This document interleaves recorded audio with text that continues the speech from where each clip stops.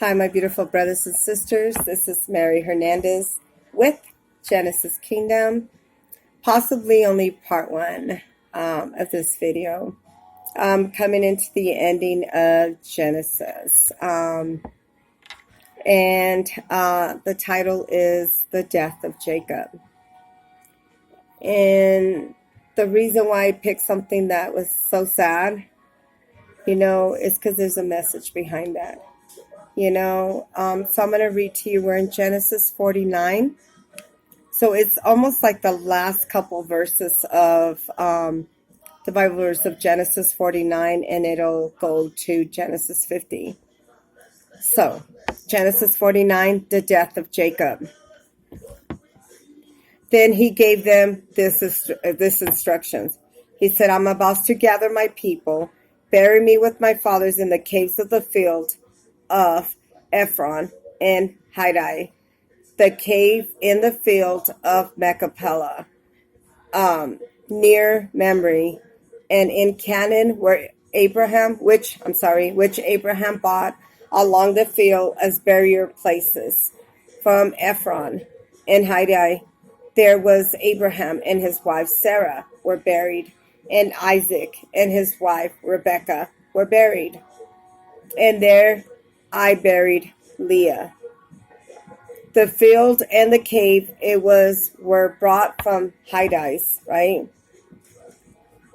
49:33. When Jacob had finished giving the instructions to his sons, he drew the feet upon his bed, and he breathed his last breath, and was gathered to his people. So now we're in Genesis 50, right? Genesis 50. Joseph threw himself on his father, and he wept over him. And he kissed him, and then Joseph directed the physicians in his service to embalm his father Israel. So the physicians embalmed him, taking full 40 days for that time required for embalming. And the Egyptians mourned for him 70 days. But when the days of mourning had passed, Joseph said to Pharaoh's court, if I found favor in your eyes, speak to Pharaoh for me. Tell him, my father made me swear on the oath and said, I'm about to die. Bury me in the tomb I dug for myself in the land of Canaan. Now let me go up and bury my father, that I will return. Let me read this again to you. When the days, and if we know the story, and when I started to tell you how Pharaoh had made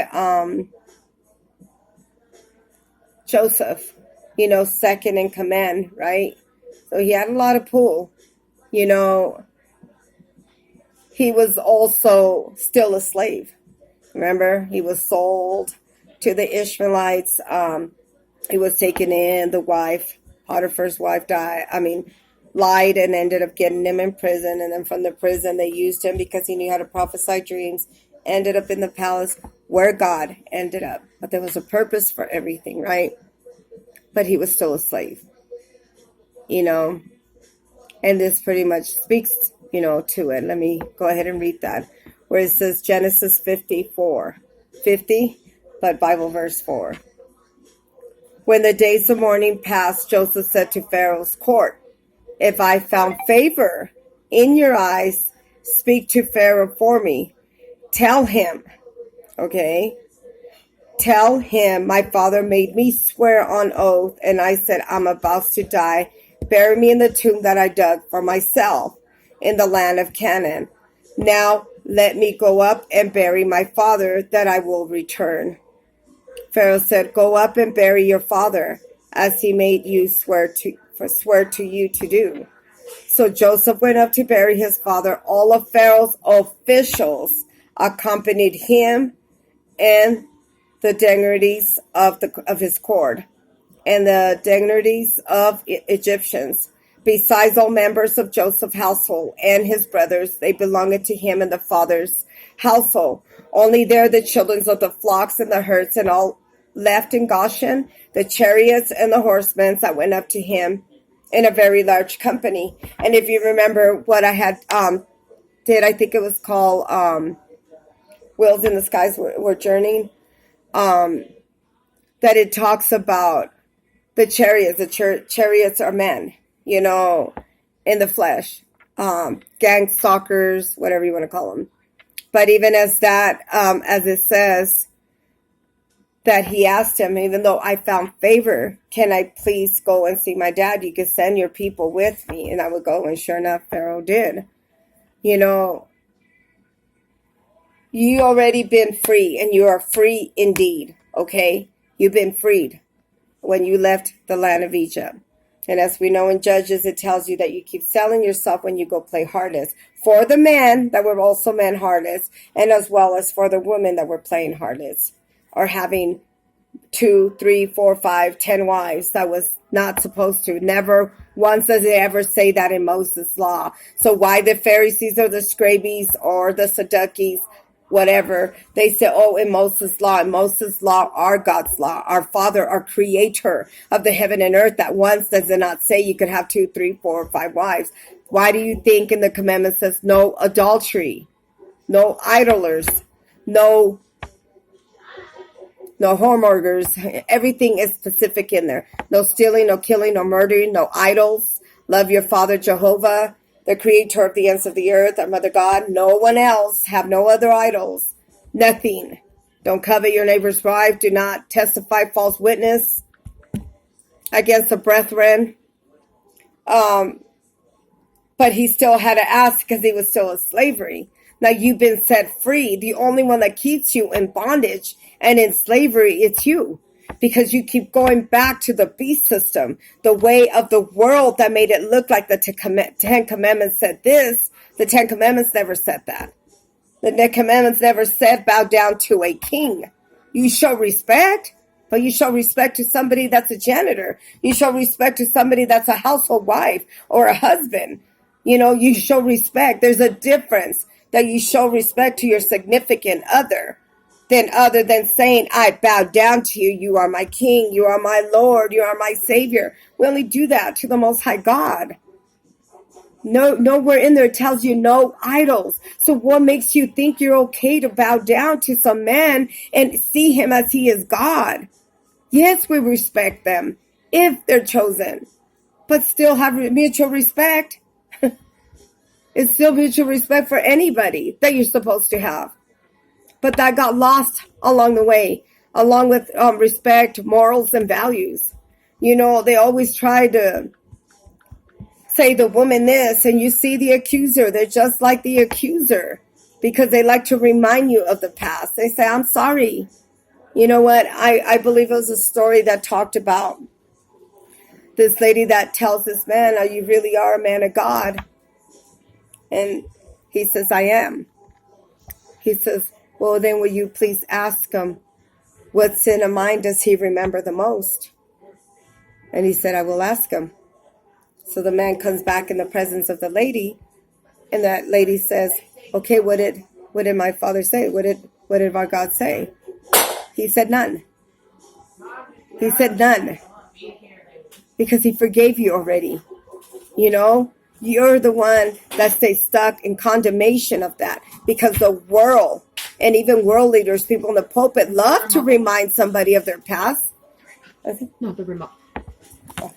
Because that's how they live. That's how they roll. You know what I'm saying? Let them say what they want. Because if they knew the God that we know, they already know that somebody's not going to sit there be pointing fingers because they're acting just like Satan, the accuser. Because we all know there was not even one that was good. And not to mention they have sons and daughters, but they're quick to point fingers at you because it's you doing it. Do you know what I'm saying? Those are the people that judge, but they're not pointing. They're doing this and not here, and not what's in my household. So with that being said, let that just roll off, you know, and just know that our Father and our Mother God forgave you already. The whole point was to bring you back in a covenant with him and with her, and not of the world system that was the beast system. This is the whole reason why he's coming. because he's coming to stop the work of the devil that we're going to take this world down. It was never theirs. They might have had dominion for a minute because nobody was standing up to what was right. Except I think there was 6,000, I believe that it said, when they had told Elijah, when he said, they're going to kill me, and he said, hey, I have 7,000 people that still haven't bowed down to the Baal system. So good for you. And then for those, welcome, you know, citizens of heaven and earth now in the name of Jesus. So Genesis 50:10, when they reached the threshing floor at Atad, near Jordan, and they lament loudly and bitterly, there Joseph observed 7 days period and mourning for his father. But when the Kenites who lived there saw the mourning of the thresh floor at Atad, they said, the Egyptians are holding a solemn ceremony of mourning. But this is why the place is near Jordan that is called Abel Mizraim. So Jacob's sons did as he had commanded them. They carried him into the land of Canaan, and they buried him in the cave of the field of Machpelah, near Mamre, which Abraham had brought along the field of a burial place of Ephron in the Hittites. After burying the father, Joseph returned to Egypt. Together, him and his brothers and all the others that had gone with him was to bury his father. You know, continue getting to know the Bible and ask for revelations, you know. But I'm going to read this and probably finish it off. We're going Genesis 50, number 15, and this one is Joseph reassures his brothers.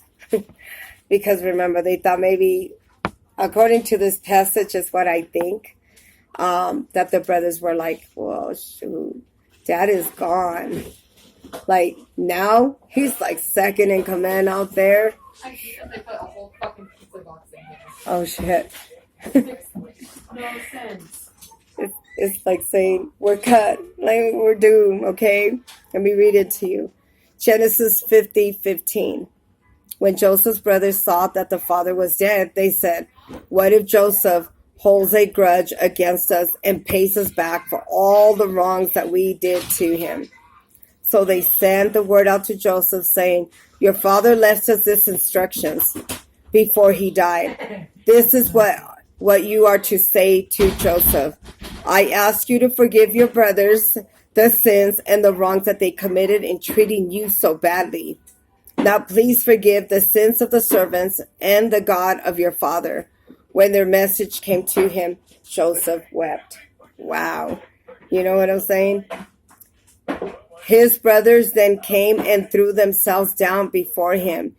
And we are your slaves, they said. You know, they said, oh, father wrote this letter. He left instructions that don't you dare take it out on my father. But you know what? As sad as it is that they made up that letter, our Creator did let us know that. The Creator did tell us, you know, that when we're in position, when we are positioned in power, that we don't go after the ones that hurt us. So that moment is coming. So embrace it. That's why we have to forgive and let go, because that moment is already here. You know, we already do what we speak doesn't come back to us void, but we also don't want to curse ourselves. You know, so we have to forgive. You know, we do.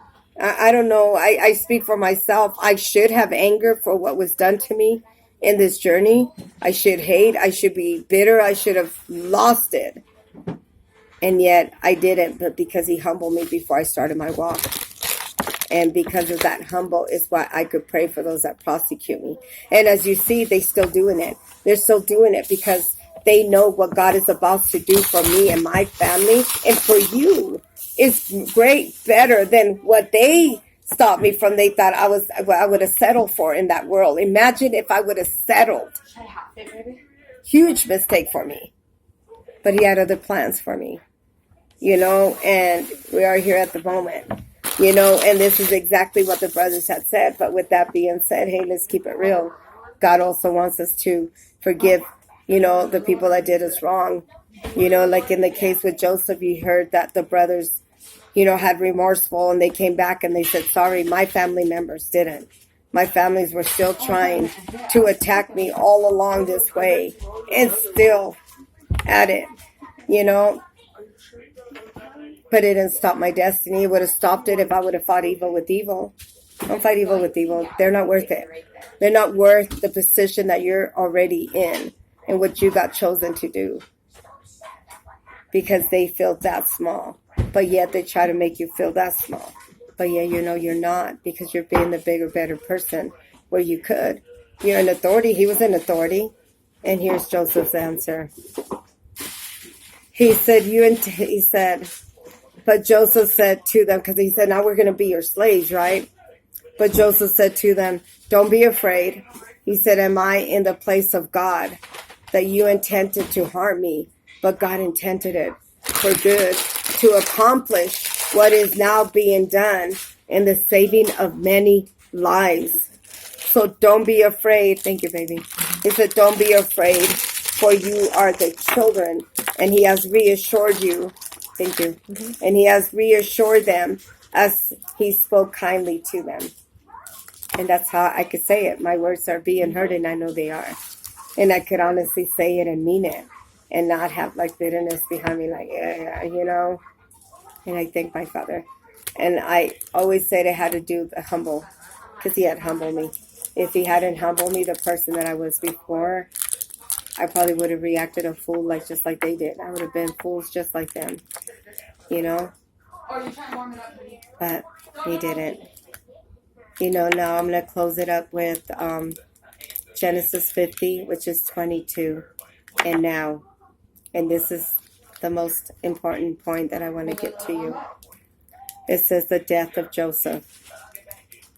50:22. Remember, he moved the whole family over there because he was second in command. And Pharaoh was all like, yeah, you know, because Pharaoh was getting all this land from people because he was feeding them.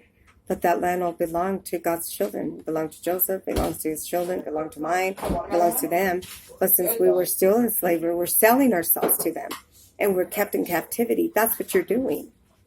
So while you think that I'm keeping you from your, and I'm just using as an example, from your inheritance, it's you, it's the people that you're hanging out with. The sins that you're still doing in the world that's keeping you from your inheritance.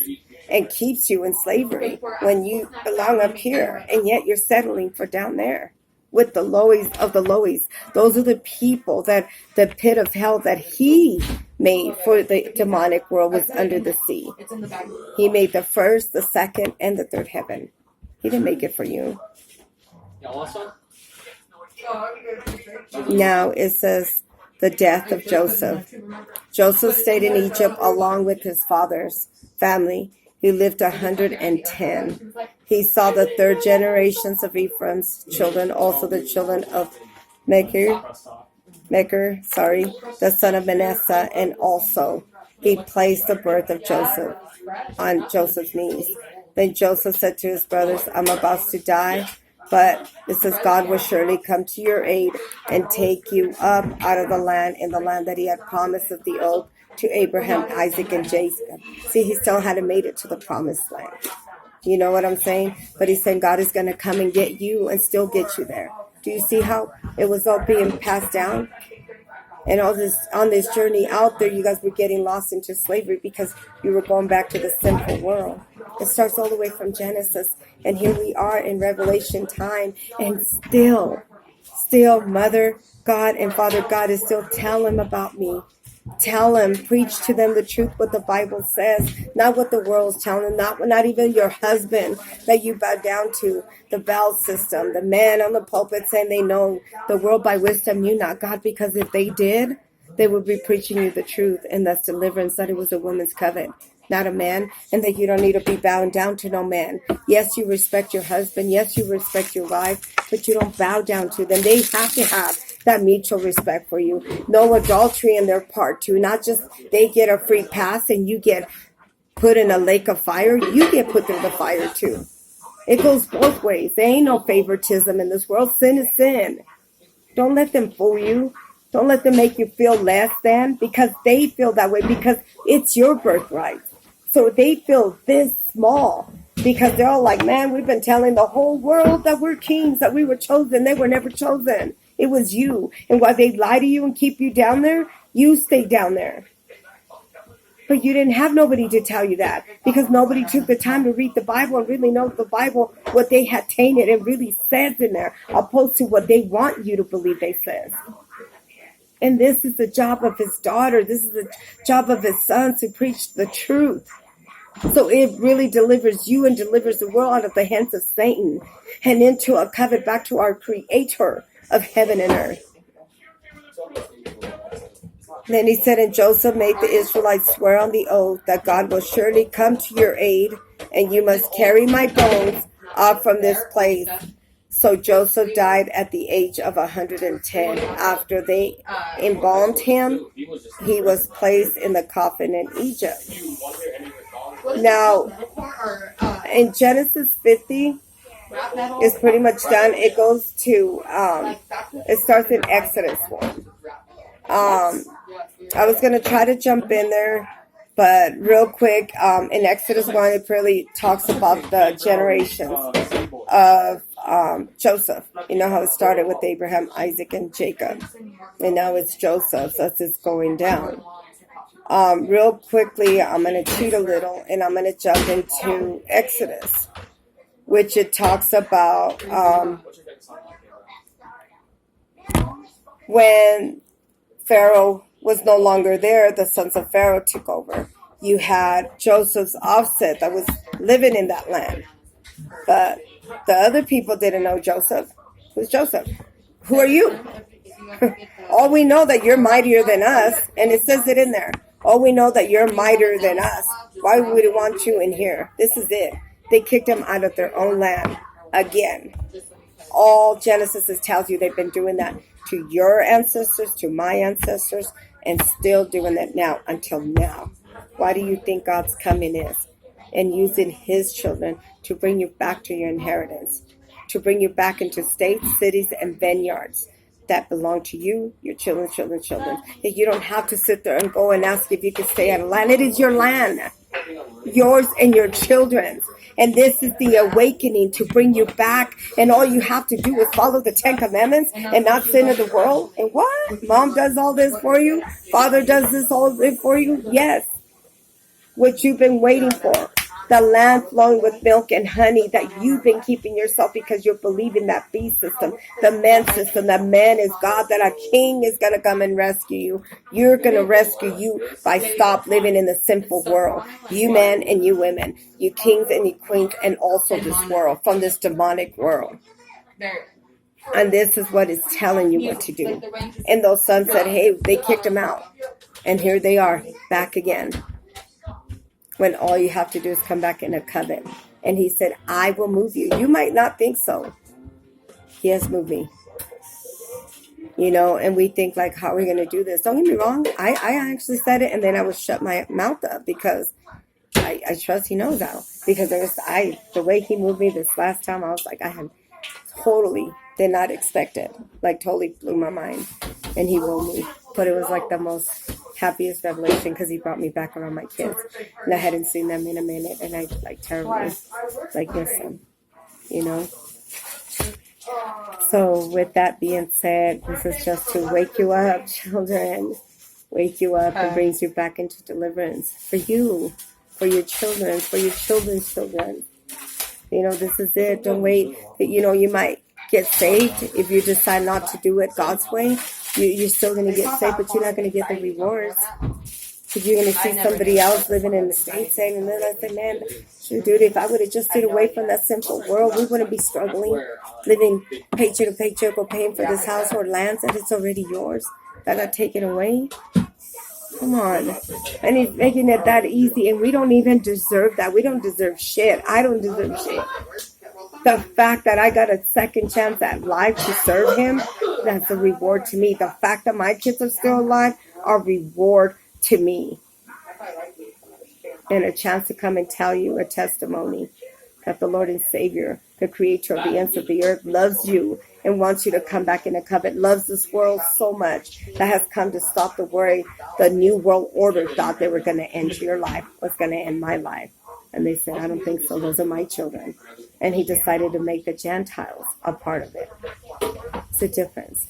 I know. you know, and it's just being patient, being patient. He's been doing it in this journey to those that already they got into their land. So if they haven't, just remember them that are first are not last, and them that are last are not first.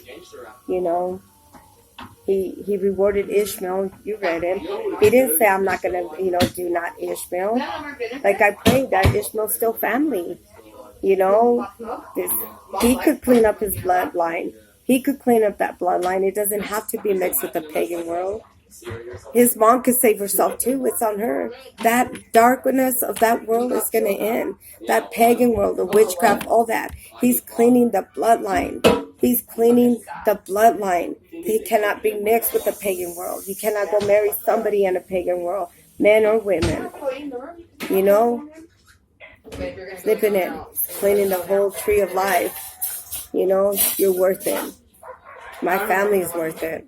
You know, let them talk. Let them say whatever. It's just I don't know what you're talking about, because then you go back to living in condemnation, and that's what they want you to do, because there's no condemnation in Father. But those people in the pulpits are the first one. That's what he means by whitewash tombs. Those are the ones that are going to be bringing up your past. And, oh, I'm sorry, I don't live there anymore. But do you see them picking up Bible verses about the man? No, because they've done it all from Genesis to the end. That it's belittle the woman. They're whores, they're harlots, they're doing this. They go out for sale. No, they put them for sale. And it's in here. They sold them. They tell them they were selling them for sandals. They were selling them for some liquor. My dumbass grabbed this, babe. Here. You know? I fucking It just tells you all of it. It's in there. It is written. They started Exodus. I'm probably like in Exodus 5, but I'm going to start from the beginning. And as I continue getting revelation, I continue preaching to you. We have like 4 minutes. Real quickly, I think it was... that shit fucking hurt. Are you okay, baby? Shit out of it. Do we have some? Yeah. It burnt the fuck out of me. I don't know exactly which one. Maybe I'll find it in the next one to do it, but it's in here because I'm already like in 4 and 5. But they get there to where they're being told, the midwives are being told when males of Hebrew women are born, kill the male, but save the women, you know. And the lady said no. When it came down to it, she didn't do it. And they came and they asked her, why didn't you do it? And she said, because I fear God. I don't fear you. I fear God. And God bless those midwives because they did what was right. It's true. You're going to kill my children. The wrath of God is going to be the most powerful. So is that. That's who you should really be afraid of. The demonic world knows that. But all they're waiting is for judgment day for you. But then their end is coming too.